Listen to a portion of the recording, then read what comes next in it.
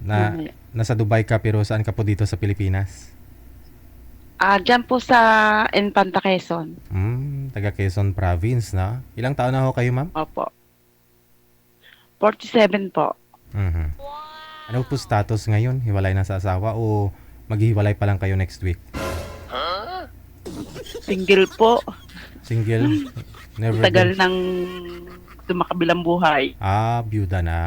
Bakit ho namatay si mister mo? Ano pong kinamatay? Nalimutan po niyang huminga. Gramuson na karon. Sige. Ano pong, may sakit po ba siya? Ano pong nangyari? Sasakit po. Sakit sa... Basta may sakit. Ganon. Bali po DJ ay pangalawang beses ko na tong tali dito. Anong year po Kung kayo? natatandaan po ninyo yung taga Cebu, Mm. yung nakakuha ko dati. Anong taon po yun? Eh, eh, Last year po, Kamusta ho kayo ng... December 16. Kamusta ho kayo ng taga Cebu? Hindi po nakatiis.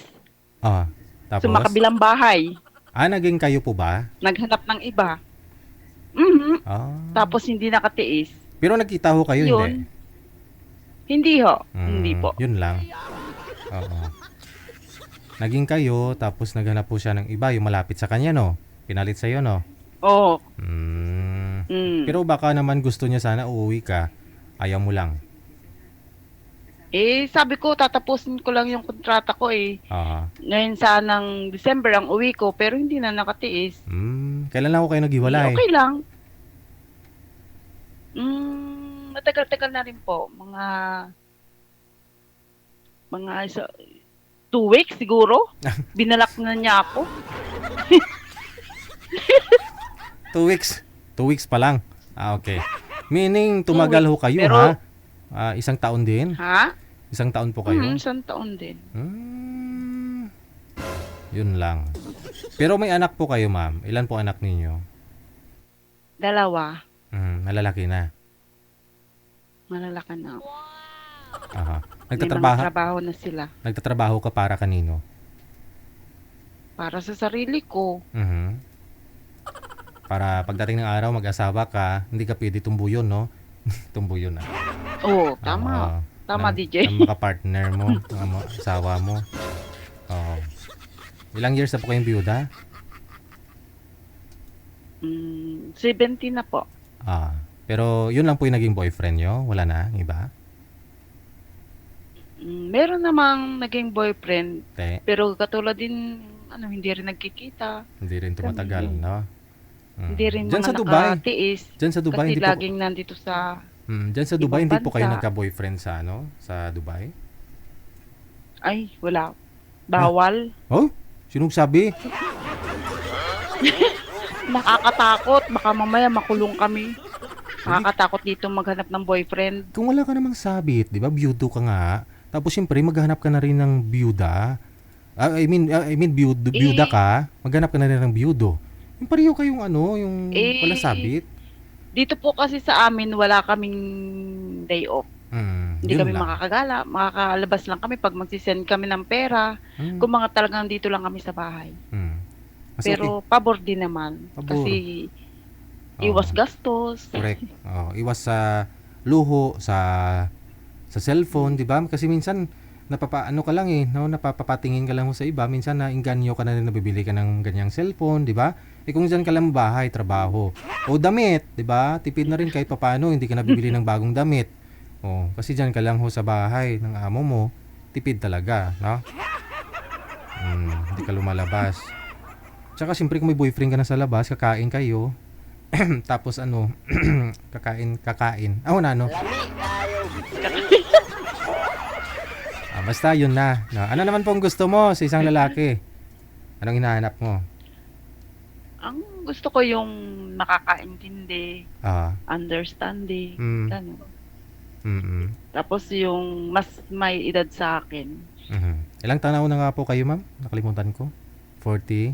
47. 47. So mga 50, ganon. 48, 50. Okay lang. Okay, sige. Okay lang po, DJ. Saan ho kayo dito sa Pilipinas, ma'am? Infanta, Quezon. Ay, oo nga pala, no? Pasensya na, medyo may edad na. Okay. Baka nanonood po ngayon yung Cebuano na nakausap mo po dito. Naging boyfriend mo ng 1 taon, mahigit. Tapos 2 weeks ago pa lang ho kayong hiwalay. Anong mensahe mo po sa kanya?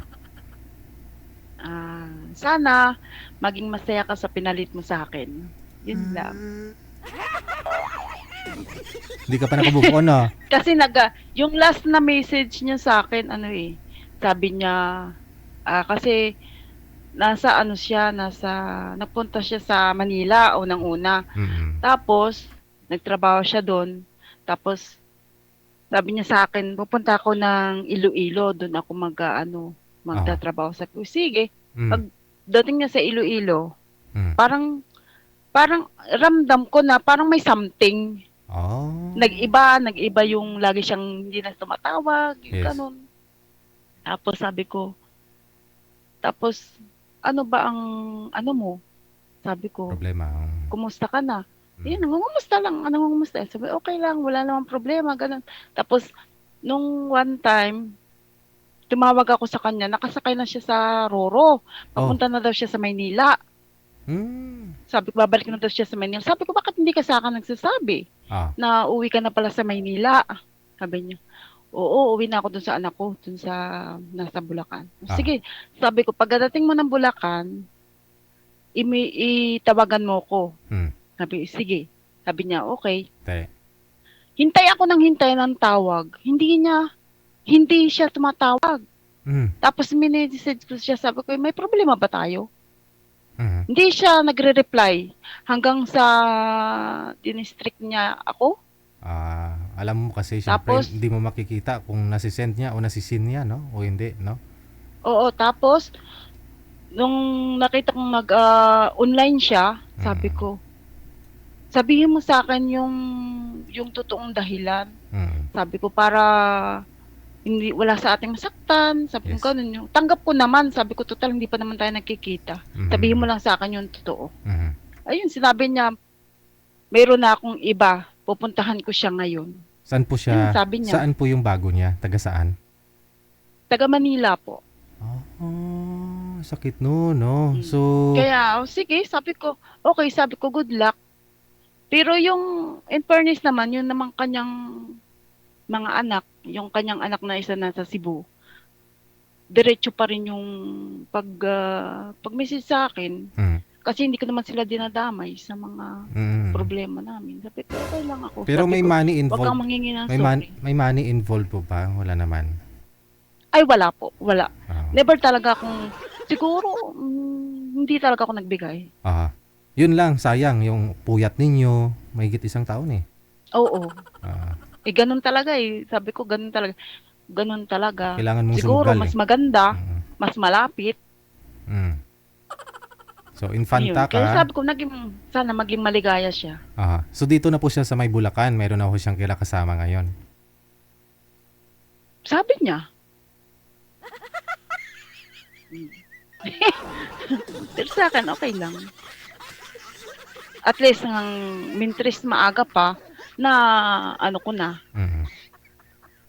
Mas maganda ho siguro yung makakausap mo taga Quezon Province din. Yung malapit, medyo Laguna, ganun, no? Pwede, no? O Bicol, para kahit pa paano, pwede ka madaanan, no? Kung ano man, no? Kung taga Bicol siya. Pwede. Sayang kasi, DJ, kasi ang dami namin mga plano. Ang dami namin mga plano, nagkasyo ganito, ganyan. Sabi niya hindi siya magbabago, ganun. Plano, buti na lang. Hanggang plano lang pala, no? Hanggang plano lang. Pwede nyo naman buhayin ulit yung plano niyan sa bago mo pag meron, no? Meron kang sa tingin mapupusuan ka dito. Meron. Kung makakapaghintay din, kung may tiyaga. Kasi December pa ho kayo uwi, no? Malapit na lang din. Bilis lang naman ng araw ng mga panahon, di ba? Sige, standby po kayo ha, ma'am. No, naalala ko nga po ito si ma'am, no? Kamukha niya si Nora Honor. Sumali year 2024 yata.